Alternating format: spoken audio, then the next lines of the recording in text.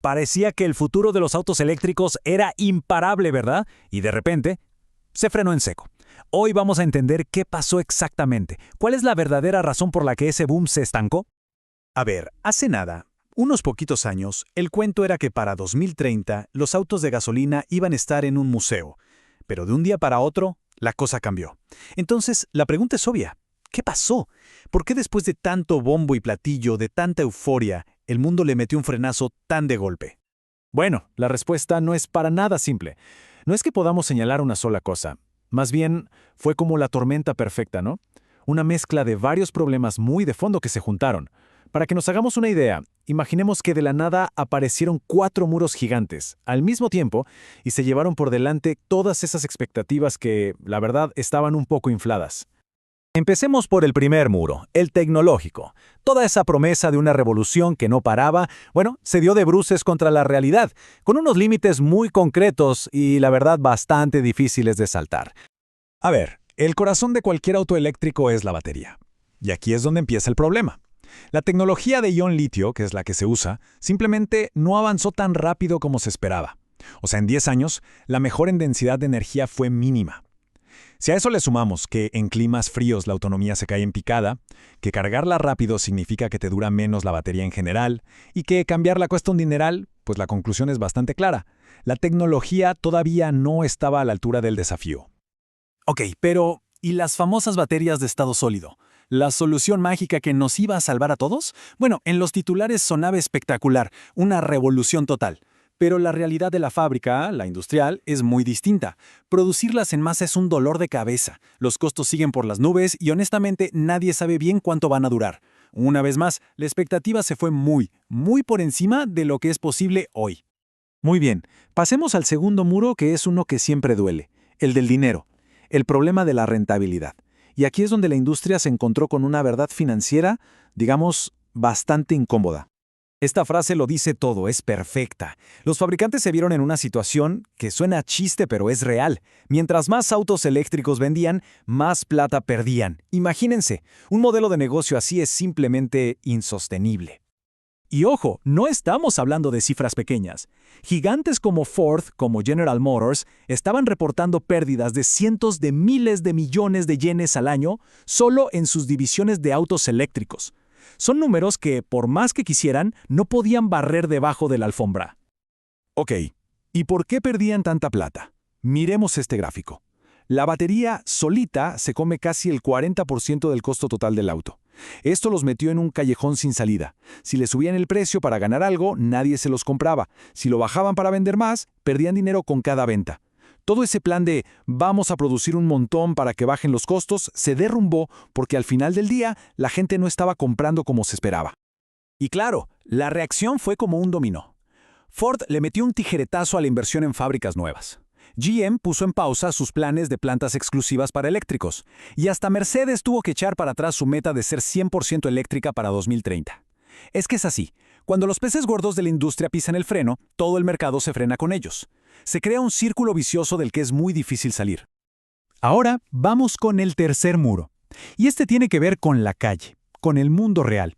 Porque una cosa es lo que se planea en un papel o en una reunión y otra muy distinta es la realidad del día a día. Y la verdad es que la sociedad simple y sencillamente no estaba lista. Empezando por algo tan básico como la infraestructura. A ver, el sueño que nos vendieron era una red de carga súper conveniente, casi como tener una gasolinera en cada esquina. ¿Y la realidad? Pues cargadores que no sirven, filas larguísimas para poder conectar el auto y ni hablemos del problema para la gente que vive en departamentos. Esa conveniencia que prometieron en la práctica no estaba por ningún lado. Y aquí está el punto clave. De nada sirven las especificaciones técnicas si la experiencia de usarlo todos los días es mala. Esa ansiedad de ¿me alcanzará la batería en invierno? Tener que esperar casi 1 hora por una carga rápida y el miedo constante de uy, a ver si se me daña la batería que cuesta un ojo de la cara, todo eso se empezó a comentar. Y el boca a boca es poderoso. El mira que no es tan fácil como parece se regó como pólvora. Y por si fuera poco, llegamos al obstáculo más obvio y quizás el más grande de todos, el precio. Porque sí, había subsidios y ayudas, pero incluso con eso, los autos eléctricos seguían siendo mucho más caros que uno de gasolina equivalente. Y la realidad es que un mercado masivo no vive de los pioneros o de la gente con más dinero. Necesita ser accesible para la mayoría. Y esto nos conecta con el cuarto y último muro, uno que a veces no se ve a simple vista, el juego geopolítico. De repente, las políticas de los gobiernos y los intereses de cada país empezaron a mover las fichas del tablero en otra dirección, una que ya no apuntaba exclusivamente a los autos eléctricos. Mucha de esa euforia inicial, seamos sinceros, estaba inflada por subsidios muy generosos de los gobiernos. Pero esa fiesta tenía fecha de vencimiento. En cuanto Estados Unidos, Europa y hasta China empezaron a cerrar el grifo de las ayudas, ahí vimos cuál era la demanda real del mercado. Y sorpresa, era mucho más pequeña de lo que todos creían. Y aquí entra otro actor geopolítico clave, la competencia china. De repente, marcas como BYD aterrizaron en el mercado global con autos eléctricos de muy buena calidad y, sobre todo, a precios muchísimo más bajos. Esto, como se podrán imaginar, hizo que sonaran todas las alarmas en las oficinas de Europa y Estados Unidos. La reacción de Europa, por ejemplo, fue casi de pánico. Primero, vieron venir una avalancha de autos chinos baratos y buenos.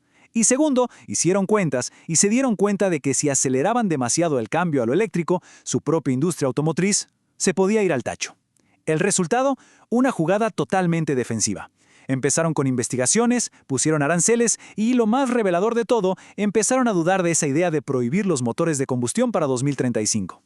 El péndulo político claramente empezó a moverse para el otro lado. Entonces, ¿qué significa todo esto? ¿Se acabó el sueño eléctrico? No, para nada. No hay que verlo como un fracaso, sino más bien como un necesario y quizá un poco doloroso golpe de realidad. Si nos tenemos que quedar con una idea clave de todo este análisis, es esta. Lo que estamos viendo no es que los autos eléctricos perdieron, es simplemente un proceso normal de maduración. La burbuja de la euforia se pinchó y ahora lo que queda es una visión mucho más con los pies en la tierra.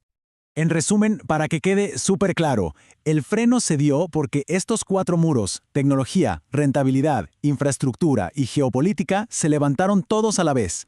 Y ese choque obligó a todo el mundo a despertar de esa visión un poco utópica de un futuro donde solo existía una única solución para todos.